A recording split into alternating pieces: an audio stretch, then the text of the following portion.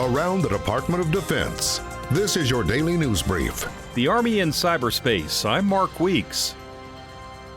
The commander of U.S. Cyber Command gave opening remarks at the Association of the United States Army Hot Topic Forum on Army cyber and networks in Arlington, Virginia, and spoke to audience members about the Army's defense against adversaries in cyberspace. They're operating below the level of armed conflict with the idea of stealing our intellectual property, eroding our military overmatch, stealing our personally identifiable information, which certainly gets at our confidentiality, and attempting to interfere within our democratic processes. Army General Paul Nakasone says that in a renewed area of great power competition, the Army has already been called on to act within the cyber domain. We have a force that is every single day defending our networks. We have a force that is running our networks, and not only running them well, but also taking a look at the full spectrum piece in terms of how do we impose cost against an adversary.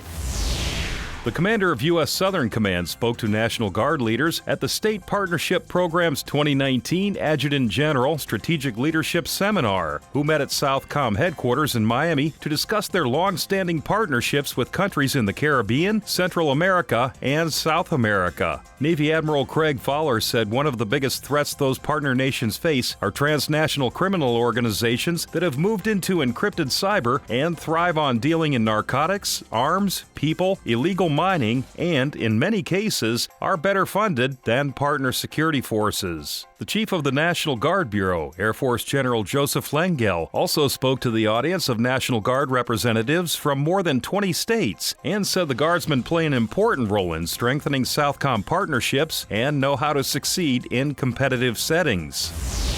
The U.S. Coast Guard's Vice Commandant says with the melting and thinning of Arctic sea ice, there has been an influx of tourists, commercial shipping, an increase in mining and petrochemical extraction, and an expanded military presence by allies, as well as by Russia and China. Admiral Charles Ray spoke at the American Society of Naval Engineers-sponsored Arctic Day 2019 in Washington and said since 2013, the Russians built 14 icebreakers and 6 new military bases in the Arctic, and that China has also built icebreakers. The Admiral said the U.S. only has 2 heavy icebreakers, both over 43 years old and past their normal service lives, and that at a minimum, 3 heavy ice cutters and 3 medium ice cutters are what the Coast Guard needs to have a credible presence in the Arctic. That's your DoD News Brief. I'm Mark Weeks. You can find more stories about your military at defense.gov and by using hashtag KnowYourMil.